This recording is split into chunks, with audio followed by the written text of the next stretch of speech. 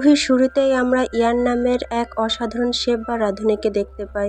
তার রান্না এত বেশি টেস্টি হয় যে সব কাস্টমারদের ভিড় লেগেই থাকে। সে মূলত ট্রেডিশনাল বা পুরনো দিনের রন্ধন প্রণালী ব্যবহার করে। এই ধরনের রেস্টুরেন্টকে হটপট রেস্টুরেন্ট বলা হয়, যেখানে টেবিলের মাঝখানে যাকে চুলা বা স্টক রাঁধুনি রান্না করা স্পেশাল ঝোলের পাত্রটা রাখা হয় ওই চুলার উপরে, আর কাস্টমাররা পছন্দ মতো নুডলস, মাশরুম, শাকসবজি দিয়ে নিজেদের খাবার তৈরি করে নেয়। সব মিলিয়ে বেশ ভালোই যায় ইয়ানের দিনকাল। তার একমাত্র মেয়ে ফেই জব করে রেডিও স্টেশনে, এবং ফেইয়ের হাজব্যান্ড রুই হচ্ছে একজন মুভি পরিচালক। তার পরিচালিত প্রত্যেকটা মুভি হয়েছে ফ্লপ, তাই কোনো প্রডিউসার তার মুভিতে ইনভেস্ট করতে চায় না। তবে অনেক কষ্টে একজন ইনভেস্টর ম্যানেজ হয় নতুন একটি মুভির কাজ শুরু করেছে। দেখা যায় শুটিং স্পটে দুইজন কর্মচারী রুই আর পরিচালনা নিয়ে হাসি ঠাট্টা করে। তারা বলে, এমন বাজে ডিরেক্টর এর আগে দেখিনি। প্রত্যেকটা মুভি হয়েছে সুপার ফ্লপ। তাদের এসব কথাবার্তা স্পিকারে শুনতে পায় টিমের সবাই। এই শুনে রুই প্রচণ্ড রেগে তাদেরকে তাড়া করে। এরপর সে পরবর্তী সিন শুট করবে একটা হটপট রেস্টুরেন্টে। তবে প্রোডাকশন ম্যানেজার বলে, প্রডিউসার জানিয়েছে বাজেট স্বল্পতার কারণে রেস্টুরেন্ট ভাড়া নেওয়া সম্ভব নয়, তাই এই বিল্ডিংটাকে রেস্টুরেন্ট হিসেবে ব্যবহার করা যাবে। এটা হচ্ছে প্রোডাকশন হাউসের স্টোর রুম বা ওয়্যার হাউস। তার আগে এটা ছিল একটা হটপট রেস্টুরেন্ট। ভেতরে রেস্টুরেন্টের চেয়ার টেবিল সহ বিভিন্ন জিনিসপত্র রয়েছে। এই শুনে রুই রাজি হয় এবং এখানে শুটিং করতে। বাড়ি ফিরলে দেখা যায় রুই থাকতো শ্বশুর বাড়িতে, এবং ভুলবশত মাঝে মধ্যে তার শ্বশুরকে ভাই বলে ডেকে ফেলতো। এই বিষয়টা একদম শেষে ক্লিয়ার হবে। তো এর পর দিন অফিসে আসলে জানতে পারে মুভি শুটিং বন্ধ থাকবে, কারণ প্রডিউসারের কোম্পানিতে আর্থিকভাবে অসচ্ছলতা দেখা দিয়েছে, তাই আপাতত ইনভেস্ট করতে পারবে না। মুভির বাকি অংশ কমপ্লিট করতে এখনো 1 মিলিয়ন ইয়ান প্রয়োজন। এই শুনে রুই প্রডিউসারকে ভয়েস মেসেজ পাঠিয়ে বলে, আমি কিছু টাকা ম্যানেজ করে শুটিং শুরু করতে চাই। তখন লক্ষ্য করে দেখে তার কর্মচারীরা সে ওয়্যার হাউসের জিনিসপত্র বের করছে। তারা জানায় প্রোডাকশন ম্যানেজার বলেছে এগুলো বিক্রি করে তাদের পাওনা মিটিয়ে নিতে। রুই বলে, আমাকে কয়েকদিন সময় দাও, তোমাদের টাকা আমি পরিশোধ করব, তবু এসব বিক্রি করে চলে যেও না। তখন কি নামের এক লোক এসে জানায় এই ওয়্যার হাউসে যে প্রোডাকশন হাউসে তাদের কাছে সে বেশ কিছু টাকা পায়, তাই এসেছে জিনিসপত্র দখল করতে। এই শুনে রুই তাদের থামিয়ে বলে, আপনারা ভুল তথ্য পেয়েছেন। এটা হচ্ছে একটা হটপট রেস্টুরেন্ট। বিগত কয়েক বছর ধরে আমি এবং আমার সহযোগীরা মিলে এই রেস্টুরেন্ট চালিয়ে আসছি। এই শুনে রুইয়ের কর্মচারী মাও বলে, আমি হচ্ছি শেফ। মেকআপ আর্টিস্ট রেন বলেন, আমি হচ্ছি ওয়েটার। ইং নিজেকে রেস্টুরেন্টের কি পরিচয় দিবে তা বুঝে উঠতে পারছিল না। তখন কি বলে, আমাদের ক্ষুধা লেগেছে, তোমাদের রেস্টুরেন্টে লাঞ্চ করব। এই শুনে রুই চিন্তায় পড়ে যায় যে এখন কি করবে, তাই সাইডে এসে একটা আইডিয়া বের করে। সেই আইডিয়া অনুযায়ী ইং যায় অর্ডার নিতে। অর্ডারগুলো রুইকে বলে, আর রুই মাওকে পাঠায় অন্য এক রেস্টুরেন্টে। এভাবে তিনজন অকিটকিতে কানেক্ট থাকে। অন্য এক রেস্টুরেন্টের খাবার অর্ডার নিয়ে আসে। মাও দৌড়াতে দৌড়াতে সেই খাবার নিয়ে আসে। তবে সে যখন মাত্রই ফিরে আসে তখন তারা আরও কিছু অর্ডার করে, তাই সে আবারও দৌড়ে যায় খাবার কিনে আনতে। এদিকে কি আরও কয়েকজন গেস্ট নিয়ে আসে। এই দেখে মাও মাথা ঠান্ডা করার জন্য পানি ঢালে, তারপর আবারও দৌড় লাগায় খাবার আনতে। সেই খাবার সুন্দরভাবে সার্ভ করে কাস্টমারদের মাঝে। এরপর রেন হিসেব করে দেখে আজকে ভালোই প্রফিট হয়েছে। এই দেখে ইং জানিয়ে দেয় তাদের উচিত মুভির কাজ বন্ধ রেখে রেস্টুরেন্ট চালু করা। মাও জানায় দৌড়ে দৌড়ে তার প্রেশার লো হয়ে গেছে, তবে প্রফিটের কথা চিন্তা করলে এই কাজটা তার ভালোই লাগছে। সব শুনে রুই বলে, তোমরা এভাবে রেস্টুরেন্টটা চালিয়ে যাও, ওইদিকে আমি চেষ্টা করছি কিছু টাকা ম্যানেজ করার, যাতে আবারও শুটিং শুরু করতে পারি। টাকা ম্যানেজ করতে প্রথমেই রুই যায় তার কাজিনের কাছে। সে জানায় তার কাছে অল্প কিছু টাকা আছে। রুইয়ের উচিত তার অন্য কাজিনদের কাছে যাওয়া, যদি তারা মানা করে দেয় তাহলে সে একটা ব্যবস্থা করবে। তার কথা অনুযায়ী রুই চলে আসে তার অন্য এক কাজিনের বাড়ি। লোকটা এতটাই কিপটে ছিল যে রুইকে দেখে প্যারালাইজড হওয়ার অভিনয় করে। নিজের খাবারটাও ঠিকভাবে খেতে পারে না। স্ট্রোক হওয়ার পর কোম্পানিটা দেখাশোনা করতে না পারায় বিশাল লস করেছে, এমনকি তার কেয়ারটেকারও তাকে ছেড়ে চলে যাচ্ছে। শেষমেশ রুই বাড়িতে আসে শ্বশুরের কাছ থেকে টাকা চাইতে। শুনতে পায় তার শ্বশুর মিস্টার ইয়ান বলছে রুইয়ের কুকিং স্কিল অনেক ভালো, তার উচিত মুভির ভূত মাথা থেকে নামিয়ে নতুন রেস্টুরেন্ট খোলা। টাকা লাগলে আমি দিব, তবে মুভির জন্য কোনো টাকা দিতে পারবো না। তার থেকে আমার কর্মচারী টিয়ানের ডিরেক্টিং স্কিল ভালো। রুই দেখে টিয়ান পরিচালকদের মতো ভান করে স্টাফদের কাজ বুঝিয়ে দিচ্ছে। তো এরপর হতাশ হয়ে সে ওয়্যার হাউসে ফিরে আসে। স্টাফরা বলে এই কয়েকদিনে তারা ভালো টাকা ইনকাম করেছে। এভাবে বছরখানেক চললে মুভির সম্পূর্ণ খরচ রেস্টুরেন্ট থেকে উঠে আসবে। আর যদি তারা নিজেরাই রান্না শুরু করে তাহলে হটপট রেস্টুরেন্টের কম্পিটিশনে অংশগ্রহণ করতে পারবে। উইনিং প্রাইজ হচ্ছে 1 মিলিয়ন ইয়েন। বছর শেষে যেই হটপট রেস্টুরেন্টের খাবার টেস্টে এবং পপুলারিটি সর্বোচ্চ থাকবে তারাই হবে বিজয়ী। তবে জিততে হলে সেরা দুটো রেস্টুরেন্টকে হারাতে হবে, যার প্রত্যেকবার প্রথম এবং দ্বিতীয় স্থানে থাকে। সেকেন্ড পজিশনে থাকে মিস্টার লিউ এর রেস্টুরেন্ট। কেউ যদি তার উপর উঠতে চায় তাহলে সে তাদের ক্ষতি করে। আর প্রতিবার প্রথম হয় মিস্টার ইয়ানের রেস্টুরেন্ট, অর্থাৎ রুইয়ের শ্বশুর প্রত্যেকবার ফার্স্ট হয় আর 1 মিলিয়ন ইয়ান জিতে। এই শুনে তার মাথা ঘুরে যায়। সে জানতো না তার শ্বশুর এত টাকার মালিক। যেহেতু 1 মিলিয়ন ইয়ান হলে মুভির শুটিং শুরু করতে পারবে, তাই রুই সিদ্ধান্ত নেয় আগামী 1 বছর নিজের কুকিং স্কিল এবং বিজনেস ম্যানেজমেন্টের কৌশল দেখিয়ে প্রথম পুরস্কার জিততে নেবে।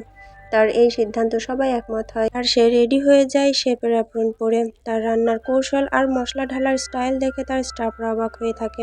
তারা জানতোই না রুই এত ভালো মানের একজন শেফ। এরপর তার রান্না করা সেই স্পেশাল ঝোল টেস্ট করে। কাস্টমাররা একদম মুগ্ধ হয়ে যায়। টেস্ট এতটাই ভালো ছিল যে দাঁড়িয়ে হাততালি দিয়ে তাদেরকেও ধন্যবাদ জানায়।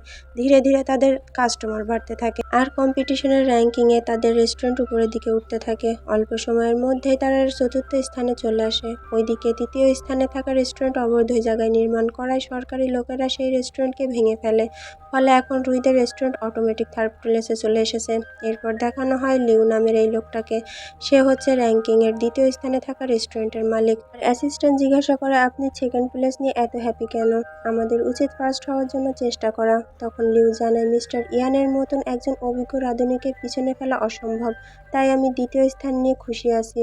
ওইদিকে রুইরা গবেষণা করছিল যে কিভাবে দ্বিতীয় স্থানে থাকা লিউকে টপকে তারা দ্বিতীয় স্থানটা দখল করবে। মিটিং শেষ হতেই লিউ সেখানে হাজির হয়, বলে আমার থেকে কেউ দ্বিতীয় স্থান কেড়ে নিতে পারবে না, তৃতীয় স্থানটা শুধু আমার। এই বলে তাদেরকে হুমকি দিয়ে চলে যায়।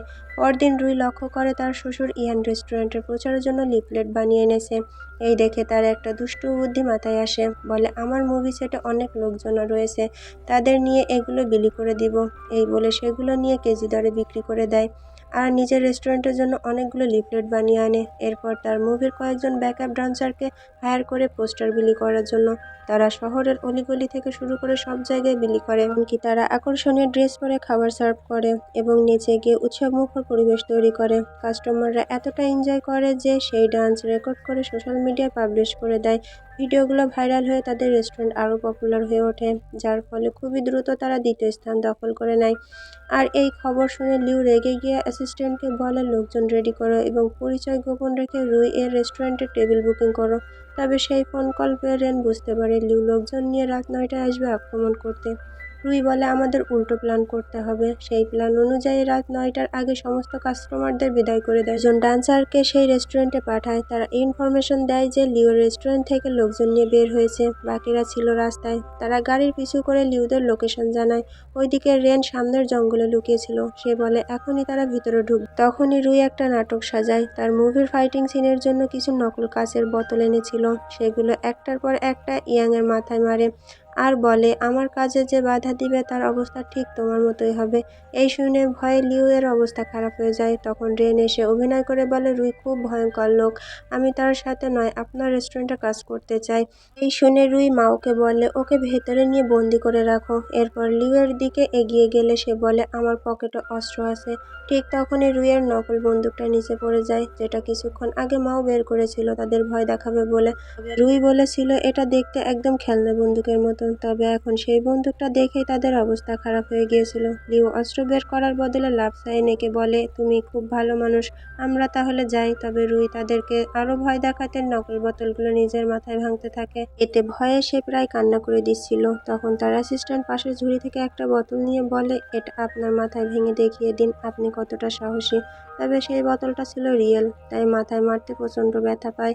মাও বলে, এভাবে মারুন। এই দেখে লিউ তার অ্যাসিস্ট্যান্টের মাথায় ভাঙতে গেলে তাকে রেখে সবাই পালিয়ে যায় আর রুই একের পর এক নকল বোতল নিজের মাথায় ভাঙে, যা দেখে লিউ ভয়ে অজ্ঞান হয়ে যায়। এরপর ইয়ান জানতে পারে আর্টিস্ট হটপট নামে একটা রেস্টুরেন্টে লিউকে পেছনে ফেলে দ্বিতীয় স্থানে চলে এসেছে। তবে সে জানতো না যে ওই রেস্টুরেন্ট তার জামাই রুইয়ের। হঠাৎ করে নতুন একটা রেস্টুরেন্ট কিভাবে দ্বিতীয় স্থানে চলে আসলো জানার জন্য কর্মচারী টিয়ানকে যেতে বলে সেই রেস্টুরেন্টে। বের হওয়ার সময় রুইয়ের সাথে দেখা হয়, অর্থাৎ তাদের কথাবার্তা রুহি বাহির থেকে শুনছিল।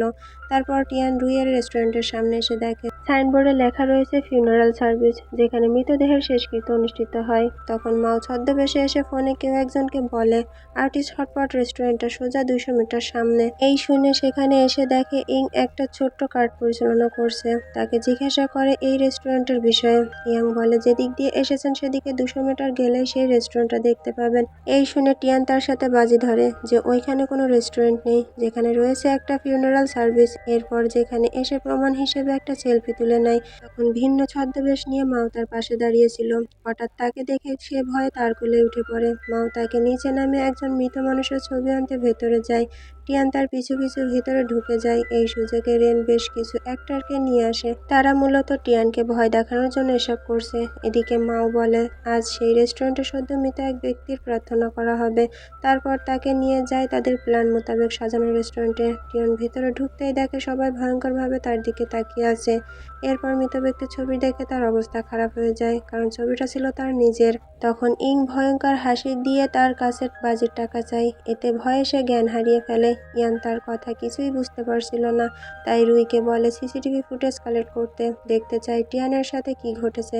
দেখা যায় রুই একজন অ্যাক্টরকে এনে টিয়ানের মতো ড্রেস পরিয়ে শুটিং করায়। এরপর সিসিটিভি ফুটেজ এডিট করে ইয়ানকে দেখায়, যেখানে টিয়ানের মতো দেখতে সেই অ্যাক্টর ভিতরে ঢুকে ওয়েটারের মাথায় বোতল ভাঙে। এরপরে রেনের সাথে বাজে আচরণ করে। এসব দেখে টিয়ান হতবাক হয়ে যায়, নিজের চোখকে বিশ্বাস করতে পারে না। এরপর এক রাতে ইয়ান নিজেই চলে আসে সেই রেস্টুরেন্ট ভিজিট করতে, আর এই প্রথম জানতে পারে দ্বিতীয় স্থানে থাকা রেস্টুরেন্টের মালিক রুই। সে বলে, ভুলে যেও না, নিজ হাতেই তোমাকে রান্না শিখিয়েছি। আমার থেকে প্রথম স্থান কেড়ে নেওয়া এত সহজ হবে না। রুই বলে, আপনিও ভুলে যাবেন না, আপনাকে মৃত্যুর মুখ থেকে বাঁচিয়েছি। আমার জন্য আপনি বেঁচে গিয়েছিলেন, আর কম্পিটিশনে আমি ফার্স্ট হব। এই শুনে ইয়ানও তাকে চ্যালেঞ্জ দিয়ে চলে আসে। তারপর থেকে তারা পুরোদমে রেস্টুরেন্ট পরিচালনা করে ফার্স্ট হওয়ার জন্য। রুই রাতভর ডান্স শো এর আয়োজন করে, আর ইয়ান আয়োজন করে ম্যাজিক শো এর। এভাবে তাদের মধ্যে কম্পিটিশন চলছিল। এমনকি বাড়িতে লাইট জ্বালানো আর নেভানো নিয়েও কম্পিটিশন চলে তাদের। এরপর রেজাল্টের দিন দুজন চিন্তিত হয়ে অধীর আগ্রহে অপেক্ষা করে। শেষমেশ ঘোষণা করা হয় রুইয়ের রেস্টুরেন্ট চ্যাম্পিয়ন হয়েছে। তখন বাহিরে এসে দেখে অগণিত আতশবাজি ফোটানো হচ্ছে। এসব করেছে লিউ। সে তাদেরকে অভিনন্দন জানায়। তখন 5 বছর অতীতের কিছু ঘটনা দেখানো হয়। একদিন রুই ইয়ানের রেস্টুরেন্টে খেতে গিয়েছিল। সেদিন ইয়ানের গলায় খাবার আটকে যায়। এই দেখে রুই প্রাণপণ চেষ্টা করে তাকে বাঁচিয়ে নেয়। এরপর থেকে তাদের মধ্যে ভালো সম্পর্ক তৈরি হয়। তারা একে অপরকে ভাই বলে ডাকত। ইয়ান তাকে এতটাই ভালোবাসত যে তার সিক্রেট রেসিপি এবং রান্নার কৌশল রুইকে শিখিয়ে দেয়। তবে একদিন ইয়ানের মেয়ে ফেইকে দেখে তার প্রেমে পড়ে যায়। এরপর তাদের বিয়ে হয়। গল্পটা আবারও বর্তমানে চলে আসে।